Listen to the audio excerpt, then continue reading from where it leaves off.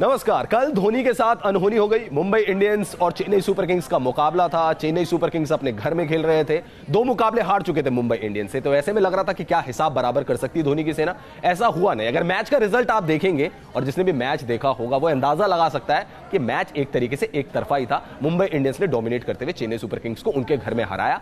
इस सीजन तीसरी बार हरा दिया। कुछ पॉइंटर्स हैं वो आपको दिखाएंगे, लेकिन सबसे पहले आपको बताते हैं हमारे साथ स्टूडियो में मौजूद है हमारे क्रिकेट एक्सपर्ट मनिंदर सिंह, हमारे साथ है हरपाल सिंह बेदी, वरिष्ठ खेल पत्रकार, अमित भंडारी, भारत के पूर्व तेज गेंदबाज, और मेरे साथ सोनल भी है, मेरी सहयोगी। सबसे हम बातचीत करेंगे, लेकिन सबसे पहले आपको ग्राफिक्स के जरिए दिखाते हैं क्या कुछ हुआ था कल मैच में और उसके बारे में हम चर्चा करेंगे। पहले क्वालिफायर में धोनी की टीम को हार का सामना करना पड़ा। लगातार इस सीजन तीसरा मुकाबला था जो मुंबई इंडियंस से वो हार गए। 6 विकेट से हार का सामना करना पड़ा। धोनी के पास फाइनल में पहुंचने का भी एक और मौका है। एलिमिनेटर से जो टीम जीत के आएगी क्वालिफायर 2, उसमें वो खेल के जीत सकते हैं और फाइनल का टिकट हासिल कर सकते हैं।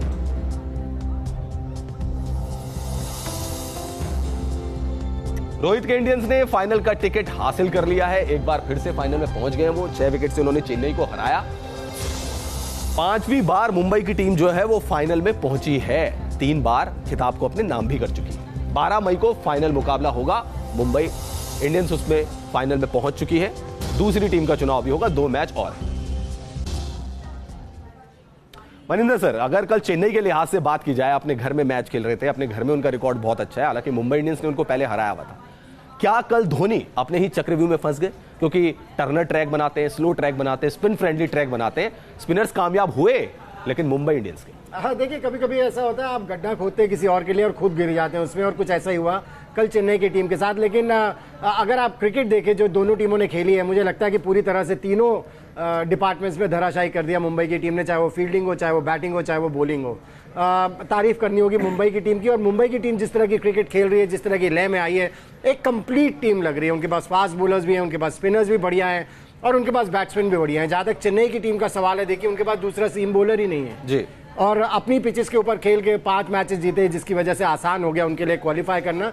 वो कल एक्सपोज हो गए और मुझे लगता है कि कुछ डिसीजंस जो धोनी ने लिए वो भी गलत हो गए, क्योंकि जो लीग स्टेज पर मैचेस हो रहे थे, अपने ही मैदान पर कह रहे थे कि बाद में ओस पड़ती है, इसलिए टॉस जीत के जितने भी टॉसेस जीते पहले फील्डिंग करने का फैसला किया। कल मैच 7:30 बजे शुरू हुआ, बल्कि कल टॉस जीतने के बाद तो बिल्कुल फील्डिंग करनी चाहिए थी, लेकिन ऐसी स्टेज पर आकर उन्होंने बैटिंग करने का फैसला किया। उसके पीछे क्या उनकी सोच थी, ये हो सकता है कि दूसरे उसमें सोच रहे हो कि अगले जो नेक्स्ट इनिंग होगी उसमें बॉल और स्लो हो जाएगी, दिक्कत होगी, और शायद इसलिए पहले बल्लेबाजी करने का फैसला है। लेकिन अगर पहले कुछ, क्योंकि मनी सर, क्योंकि चेन्नई की एक ऐसी पिच रही है जिसमें आप 150-160 रन बना लेते हैं, जैसा कि स्टीवन फ्लेमिंग भी कल कह रहे थे कि 10 रन हमारे कम रह गए, जब बीच में बात हो रही थी कि 130 हमने बनाया, अगर 140 हो जाते तो हम यहाँ पे मुंबई को फंसा सकते हैं। वो एक रीजन था शायद। ये अगर मगर का सवाल क्रिकेट में आता नहीं है। ये तो प्रूवन है, रिजल्ट आए 160 में। अगर इस चेन्नई की पिच में आपने 160 बनाया तो आप मैच जीत गए। नहीं, लेकिन बने नहीं ना। हाँ, कल बने नहीं। ऐसा भी हो सकता है कि ना बने उतने रन जो कि कल हुआ। लेकिन एक गलती, जो दूसरी गलती जो महेंद्र सिंह धोनी ने की, वो ये थी कि खुद नंबर 6 पर बैटिंग करने आए। आप इंतजार, जादव नहीं, आपके पास केदार जादव नहीं थे तो शायद आपने शफलिंग कर दी बहुत ज्यादा बल्लेबाजी। वो एक केदार जाधव का ना होना मुझे लग रहा था ब्लेसिंग इन डिस्गाइज होगा चेन्नई की टीम के लिए, लेकिन उसका नुकसान हो गया ये कि इन्होंने सोचा कि अब मैं नंबर 6 पर बैटिंग करके वो फिनिशर वाला रोल निभाऊं। केदार जाधव, हालांकि उन्होंने पूरे टूर्नामेंट में रन नहीं बनाए, लेकिन फिर भी कहीं ना कहीं महेंद्र सिंह धोनी को एक कॉन्फिडेंस था कि 6 नंबर पर केदार जाधव है। लेकिन जब वो नहीं थे तो खुद नंबर 6 पर चले गए। 20 ओवर्स की क्रिकेट में तो महेंद्र सिंह धोनी को नंबर 4 पर ही बैटिंग करनी चाहिए। बल्कि मैं तो ये कवायद कब से कर रहा हूं कि आप तो कह रहे हैं 50 ओवर में। अमित भाई, क्या जो बहुत ज्यादा दर्द दे रही है चेन्नई सुपर किंग्स को पिछले 2-3 मुकाबले में, पहले इसलिए नहीं जाऊंगा क्योंकि आपके पास एक परफॉर्मर जरूर होता था। कभी रायडू ने रन बना दिए, कभी रैना ने रन बना दिए, एक मैच में तो वॉटसन ने भी रन बना दिए, बाकी धोनी ने रन बना दिए। आपकी बल्लेबाजी क्लिक नहीं कर रही है और पिछले 3-4 मुकाबलों में ऐसा लग रहा है कि अगर चेन्नई सुपर किंग्स का कोई वीक लिंक है तो वो उनकी बल्लेबाजी है, क्योंकि स्पिनर्स ने आपको मैच जिताए हैं। देखिए, जो डिसीजन की बात करें, टॉस जीत के बैटिंग के डिसीजन फायर बैक क्यों हुआ? क्योंकि स्पिनर से बॉल ही नहीं डाला। आप किस पे रिलाय कर रहे थे? अपने स्पिनर्स पे, जिन्होंने आपको इन विकेट्स में मैच जिताया। अगर 130-135 जिस से बोल रहे थे कि हाँ ये विनिंग टारगेट हो सकता है या फाइटिंग टारगेट हो सकता है, 20 पे 2, उसके बाद आपसे एक भी विकेट नहीं ली जा रहा। स्पिनर्स जो बीच में आपके मेन रोल निभाते हैं, इमरान ताहिर, जडेजा और बज्जी, अगर वो विकेट्स नहीं लेंगे, आप 150 भी बना लेते तो वो भी चेज हो जाते हैं, क्योंकि विकेट से ही यहाँ पे मैच जिताते हैं। क्योंकि आप जिस कंडीशंस में आप खेले, आप खुद देख सकते 30 ओवर में मुंबई ने स्पिनर जब लगाया तो बॉल टर्न दिख रहा था, तो कहीं ना कहीं सबको ये लगा अगर 140 बन गया, 135 बन गया तो चेन्नई का अपर हैंड होगा। पर आप अपर हैंड कैसे होगा जब आपके बॉलर जो मेन वेपन आपको विकेट लेंगे, आप जितना मर्जी टारगेट रख लो, वो चेज ही हो। हरपाल सर, लगातार तीसरे मैच में मुंबई इंडियंस भारी पड़ गई चेन्नई सुपर किंग्स में, और ऐसा लग रहा है कि ये जो टीम है ये वाकई भारी है चेन्नई सुपर किंग्स पर। देखिए, मैं फाइनल तो नहीं कह सकता कि कौन जीते, शायद ये आपकी अगर दुआएं नहीं तो कल नहीं तो मैं आज नहीं करूंगा। पहली बार प्रेडिक्शन कल की थी सर ने कि मुंबई इंडियंस जीतेगी, और देखिए आपकी दुआएं हैं कि शायद धोनी साहब जीते, हो सकता है, एवरीथिंग इज पॉसिबल स्पोर्ट्स, मगर ये डैड्स आर्मी है। कौन सी?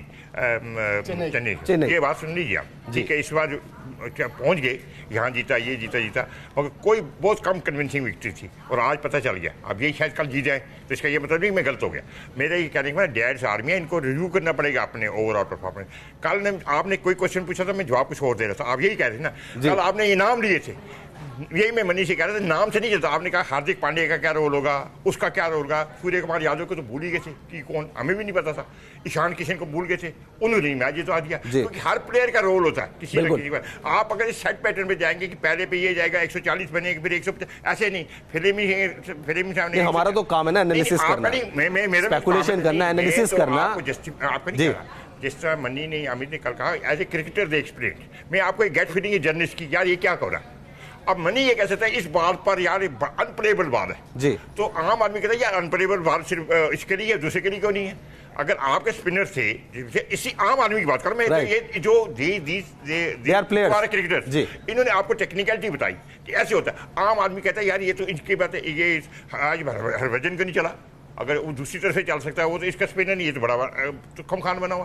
तो सवाल ये है, ये जो कल आपने मैच देखा, ये आपने देखा कि स्पोर्ट्स जो है बड़ा क्रूअल लेवलर है। बिल्कुल, बिल्कुल। आपने कल देखा कल शाम को, राइट। तो सनराइजर्स हैदराबाद और दिल्ली कैपिटल्स, तो दिल्ली कैपिटल्स के बारे में ये बात ध्यान रखिए कि 9 मुकाबले इन्होंने भी जीते, लेकिन नेट रन रेट इनका कम था, इसलिए 3rd नंबर पर आ गए। सोनल, आप किस टीम को सपोर्ट करो, सनराइजर्स हैदराबाद के साथ जाओगे या फिर आपको भरोसा है कि दिल्ली कैपिटल्स मुकाबले को जीत लेंगे? वेल रवीश, मैं दिल्ली से हूँ, तो ऑब्वियसली मैं चाहती हूँ कि दिल्ली कैपिटल्स ही जीते, एंड इसका रीजन ये भी है क्योंकि वो अभी तक कोई सीरीज नहीं जीते, उन्होंने एक भी खिताब नहीं जीता आईपीएल का। तो मैं चाहती हूँ, जैसे सिंपैथी है आपकी, आपको लग रहा है इस बार गट फीलिंग है, बट उन्होंने बहुत मेहनत की है, उनकी टीम ने बहुत अच्छा परफॉर्म किया है, यंग प्लेयर्स है, ऋषभ पंत है, पृथ्वी शॉ है, तो मेरे हिसाब से उनके पास चांस है कि वो अपना टैलेंट दिखा सकते हैं और अपनी जगह बना सकते हैं आगे होने वाले मैचेस में। तो आई वांट कि आज दिल्ली जीते। और आपको किसी खास प्लेयर से उम्मीद कि ये प्लेयर आप चाहते हो कि ये प्लेयर आज परफॉर्म करे और दिल्ली को मैच जिताए, क्योंकि कई बार एक ही जो प्लेयर होता है वो फॉर्च्यून बदल देता है एक मैच में? बिल्कुल, जैसे कि मेरे को नहीं बल्कि सबको बहुत उम्मीद है ऋषभ पंत से, बिकॉज वो अभी बहुत उभरते खिलाड़ी हैं, उनको सबको उनसे उम्मीद है कि वो अच्छा परफॉर्म करे एंड अपने आप को प्रूव करे। सो आई वांट कि ऋषभ पंत आज अच्छा परफॉर्मेंस करे। अमित भाई, आज क्या आपको प्रेडिक्शन लग रही है कि दिल्ली कैपिटल्स जिन्होंने कंसिस्टेंट परफॉर्मेंस दिखाई, जैसे कह रहे हैं कि ये नई दिल्ली है, ये नई दिल्ली है वाकई, इस टीम ने तो प्रूव करके दिखाया। सनराइजर्स हैदराबाद किसी तरीके से गिरते पड़ते पहुंचे प्लेऑफ में, और T20 लीग के इतिहास में पहली बार हुआ कि कोई टीम 6 मैच जीतने के बाद प्लेऑफ में पहुंची होगी। कुछ कर पाएगी इस हॉट एंड फेवरेट दिल्ली का सामना सनराइजर्स हैदराबाद? देखिए, एक लक वाली बात है। अगर लक की बात करो तो सनराइजर्स हैदराबाद के पास से कभी देखा नहीं था कि 12 पॉइंट वाली टीम क्वालिफाई करती है। वो टीम क्वालिफाई की बाकी को हारने से जी। दूसरी, आप दिल्ली कैपिटल्स की बात करोगे, वहाँ हैदराबाद ये सोचोगी कि हमने जो ट्रेड किया विजय शंकर और शिखर धवन का, क्या ये हमारा ट्रेड ठीक था? आज आमने सामने होगा वो, तो ये कई चीजें इस गेम में देखेंगी। पर जो सबसे बड़ी प्रॉब्लम दिल्ली कैपिटल्स की दिख रही है वो 5 नंबर पे दिख रही है और 6 नंबर पे दिख रही है। अभी तक हमने 6 नंबर 5 नंबर ऐसा कोई प्लेयर देखा नहीं कि जो परफॉर्म कर रहा। अभी हम टॉप 4 पे रिलाई कर रही है दिल्ली कैपिटल जी, जब 5 और 6 का अहम रोल फिनिशर नहीं है आप कह रहे हैं उनके पास। देखिए, आप ऐसा कोई प्लेयर दिखा भी नहीं। आप 5-6 पे देखो, कई बार हमने मॉरिस को खेलते देखा, कभी हमने पॉल को देखा कभी हमने रदरफोर्ड को देखा।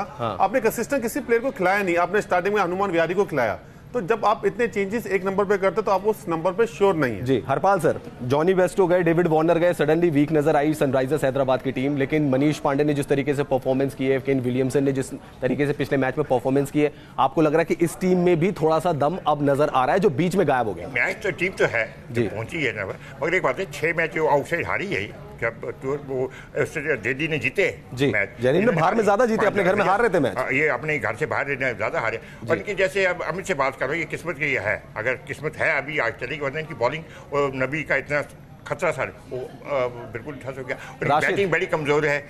अगर वो 2-3 पर ही है ना, अगर आप अगर नेट रेट रन रेट की तो वार्नर की वजह से है, उसके 624 जो रन उसने बनाए हैं उसी की वजह से ये टीम उस पर है। वो है नहीं, ब्रेस्ट में नहीं। अब मनीष पांडे वगैरह को मौका मिला है, मगर फिर भी मेरा ज़्यादा ख्याल है दिल्ली हैज़ ए एज।